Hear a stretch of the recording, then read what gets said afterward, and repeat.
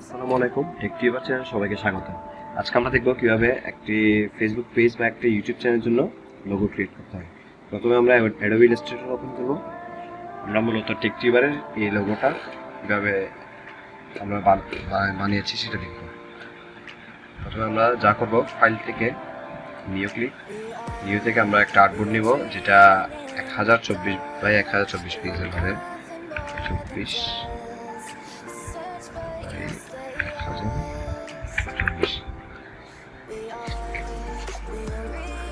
1024 pixel ওকে দিলাম। এখানে আমরা কাজটা করবো। আমরা যে লোগোটা বানাবো, আমাদের এই লোগোটা আর এই কালারগুলো আমরা লোগোতে ইউজ করবো, আর হচ্ছে টেকটিউবার এই টেক্সটটা আমরা ইউজ করবো।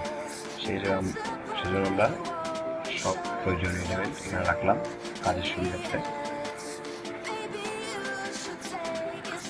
এখানে রাখলাম সব কাজ শুরু করবো। প্রথমে যা করবো তা হচ্ছে আমরা টেকটিউবারের একটি লেখাওয়ালা এই লোগোটা ক্রিয়েট করবো। এটা জাস্ট আমরা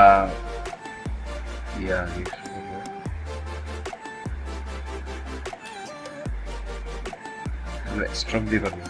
এই লোগোটা স্ট্রোকের শিফট প্রেস করে একদম সোজাভাবে এটা নিয়ে একটু নিচে নিয়ে শিফট প্রেস করলে যদি এটা করেন তাহলে আপনার এই লাইনটা একদম সোজা হবে। আমরা স্ট্রোকের পয়েন্ট একটু বাড়াবো, 3 রাখলাম। 3 রেখে কাজটা করা সিলেক্ট করে Ctrl+C Ctrl+A দিয়ে ফন্টে আবার আরেকটা স্ট্রোক পেস্ট করলাম। এবারে স্ট্রোকটা একটু উপরে করে বসালাম, একটু সাইজ করে নেব। লোগোর কারণে আমাদের জিনিসটা একটু সাইজ করে নিতে হবে। নিজের থেকে আমি সাইজ করে নিলাম। সাইজ করে নেওয়ার পরে আমরা কি করবো, এই জিনিসটাকে সম্পূর্ণভাবে ঘুরিয়ে নিব।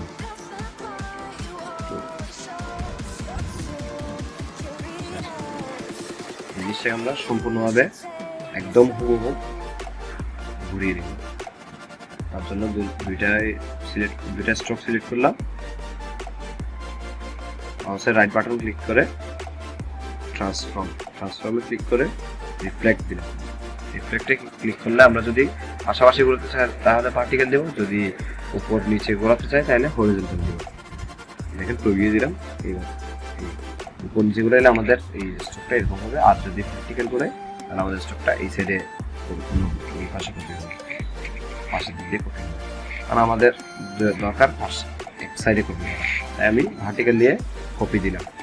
ওকে দিলে কিন্তু এটাই ঘুরে যাবে, তাই আমি কপি দিলাম যাতে না ঘুরে। আর আমরা সিলেক্ট করে কন্ট্রোল চেপে ধরে এই পাশে নিয়ে আসবো যতটুকু আমাদের প্রয়োজন। কন্ট্রোল সিলেক্ট করে করলে আপনার স্ট্রোকগুলো একদম সোজাসুজিভাবে আসবে, যেটা আছে এটা সোজাসুজি বরাবর চলে আসবে। আমাদের লোগোটা অলমোস্ট কমপ্লিট। এখন আমরা পরে আরেকটা যে এই অংশটা আছে এটা তৈরি করব। এটার জন্য আমাদের রোলার লাগবে, তাই আমরা কন্ট্রোল আর প্রেস করে রোলার আনবো। এখন রোলারটা আমরা একদম পারফেক্টভাবে কীভাবে বসাবো দেখে, আমরা এই স্ট্রোকটা প্রেস করে এখানে একটা ছোটো পয়েন্ট দেখা যাচ্ছে, এই রোলারটা নিয়ে পয়েন্টের একদম মাঝ বরাবর বসিয়ে নিব। আর আমরা সেমভাবে এই পাশে রোলার বসাবো। এখানে ক্লিক করে এই বরাবর রোলারটা দিলাম, একদম পয়েন্টের মাঝ বরাবর রোলার দিলাম। এটা একদম পারফেক্টভাবে রোলার বসে গেল। এবার উপরের স্ট্রোকটা নিব,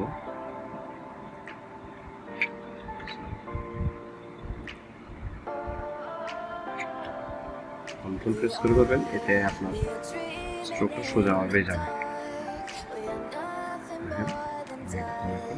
পারফেক্টভাবে আমরা স্ট্রোকটা নিয়ে নিলাম, পুরো স্ট্রোকটা এটাকে নিচে নামিয়ে নিলাম। সুবিধা মতো আমি সেট করে দিলাম। আর আমাদের রোলারের কাজ শেষ, আমাদের রোলারের এখন কাজ নেই, এটা সিলেক্ট করে ডিলিট করে দিলাম। এবার আসি এই জিনিসটা নেই, এই জিনিসটা একটু দেখা যাচ্ছে এখানে একটু নিচে, এটা একটু উপর, তাই আমি এটাকে একটু উপর তুলে দিব। আপনি এভাবে করতে পারেন, আমার চাইলে ডিরেক্ট সিলেক্ট দিয়ে এই পয়েন্টটা সিলেক্ট করে এটা এভাবে করবো। তবে এভাবে ডিরেক্ট সিলেক্ট দিয়ে করলে আপনার ডিজাইনের জন্য ভালো, ডিজাইনের রেশিওটা ঠিক থাকে। যাই হোক, আমাদের টি লোগোটা এখন অলমোস্ট কমপ্লিট, অলমোস্ট একদম পুরোপুরি কমপ্লিট করতে গেলে এবার আমাদের জাস্ট এই ডিজাইনগুলো দেওয়া হয়। কারণ আমাদের স্ট্রোকের শুরুতে কিছু সার্কেল অ্যাড করবো, একটা সার্কেল স্ট্রোক হয়ে গেছে, এটাকে আমি ফিল করলাম।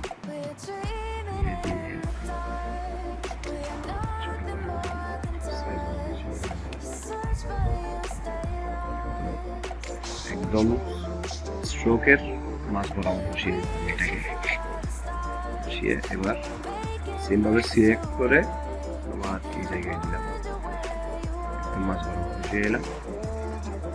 সেম 3টা স্ট্রোকে এই পাশেও একদম সেম কাজ করবো।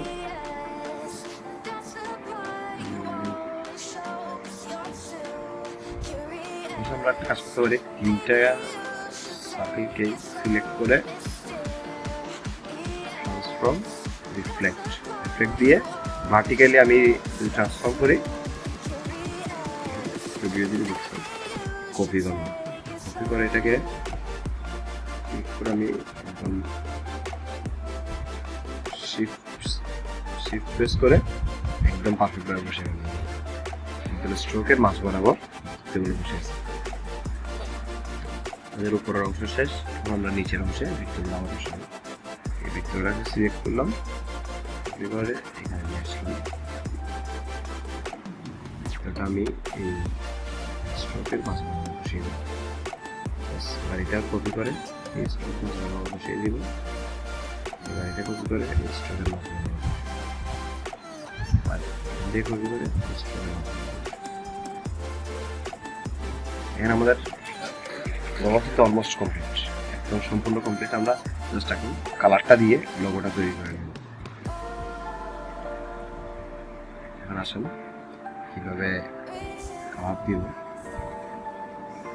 একটু সিলেক্ট করে সাইজ ছোটো করে দিতে পারি আমি। সেই ক্ষেত্রে শিফট প্লাস অল্টার একসাথে প্রেস করে ছোটো করবো, যাতে রেশিও ঠিক থেকে লোগোটা ছোটো হয়। আমার 2 পয়েন্ট করতে হবে, যেহেতু দেখতে খারাপ লাগছে। 0.2 দিলাম, 2 পয়েন্ট দিলাম। এখন আমার কাজ হচ্ছে প্রথমে আমার কালারটা অ্যাড করতে হবে, ঠিক আছে? যেহেতু আমি এখানে গ্রেডিয়েন্ট ইউজ করবো, গ্রেডিয়েন্ট এই 2টা কালারের উপর গ্রেডিয়েন্ট হবে। এই কালারটা আমি একটু চেঞ্জ করে নিই।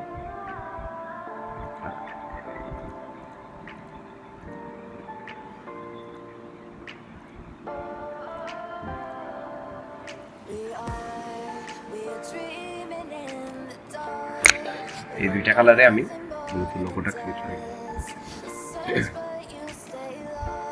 শেপগুলো কালার দিয়ে দিচ্ছি।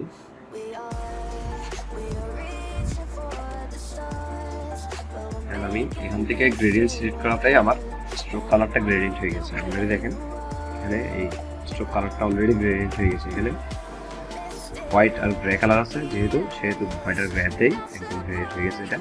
এটা যে সিলেক্ট করে এই সিলেক্ট করে যখন এখান থেকে এটা এভাবেই ছিল, এখানে যখন গ্রেডিয়েন্ট প্রেস করবো তখন আমাদের এই স্ট্রোকটা গ্রেডিয়েন্ট হয়ে যাবে। এখানে গ্রেডিয়েন্ট লেয়ার অন হবে।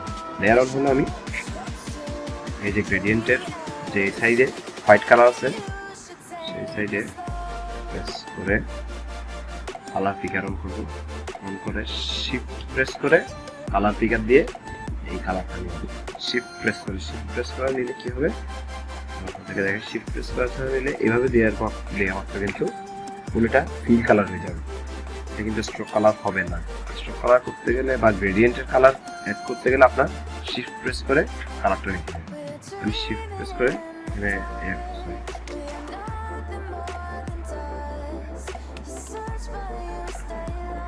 শিফট প্রেস করে এই কালারটা সিলেক্ট করলাম, আর এদিকে এটা সিলেক্ট করে আবার শিফট প্রেস করলাম, এই কালারটা আমাদের কিন্তু এখন গ্রেডিয়েন্ট অলমোস্ট রেডি।